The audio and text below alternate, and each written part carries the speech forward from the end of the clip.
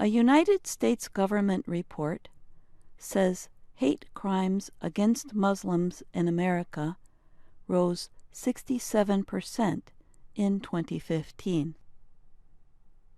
The Federal Bureau of Investigation, or FBI, produced the report. It says there were 257 anti-Muslim hate crimes in 2015, compared to 154 in 2014. The number has not been that high since 2001, which saw 481 incidents against Muslims. Many of the incidents followed the September 11th terrorist attacks against the U.S. that year. The FBI report is based on hate crimes recorded by local law enforcement agencies across the United States. Crimes involving religion increased 23% to 1,244, the report said. Jews and Jewish organizations were targeted most in religious-based hate crimes. They represented more than half of all those reported. Hate crimes against Jews rose 9%. Overall, the number of U.S. hate crimes rose from 5,479 in 2014 to 5,850 last year, an almost 7% increase. The FBI said 18 victims were murdered and 13 raped. About 41% of hate crimes involved threatening behavior, while 60% of victims were assaulted.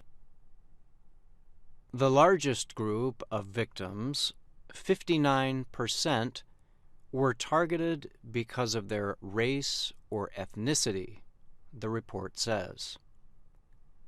About 52% of these hate crimes were done because of anti-black bias. More than 18% were victims of anti-white bias, while 9% were anti-Hispanic or Latino crimes.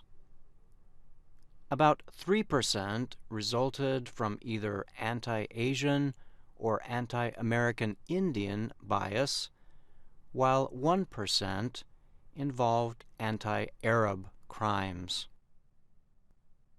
The FBI report says 48% of the violators were white and 24% were black. Nearly 18% of reported hate crimes were based on the sexual orientation of victims. Of the 1,263 victims, 62% of incidents involved anti-gay bias against men. The report found that about 2% of hate crime victims were targeted because of gender identity bias. About 1% of victims faced disability bias, while 0.4% were targeted because of gender bias. There have been reports of a rise in hate-related incidents following Donald Trump's victory last week in the U.S. presidential election. The not-for-profit Southern Poverty Law Center, or SPLC, said it received more than 400 reports of hate-motivated incidents over the past week. It said most of the incidents involved hateful intimidation of victims. The reports were gathered from news reports, social media, and people contacting the SPLC directly. Most of the intimidation was directed at immigrants, according to the SPLC's website. This was followed by threats against African Americans, members of the LGBT community, and Muslims. The Washington-based Council on American Islamic Relations, or CAIR, also said it had received reports of hate-related incidents involving Muslims.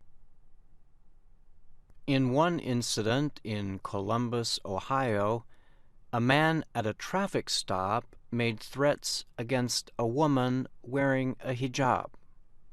In Michigan, a man threatened to set a Muslim woman on fire unless she took off her hijab. Donald Trump appeared Sunday night on the CBS News program 60 Minutes. The president-elect spoke about reports that some of his supporters had used hate speech against others. "I am so saddened to hear that," Trump said. "And I say, stop it.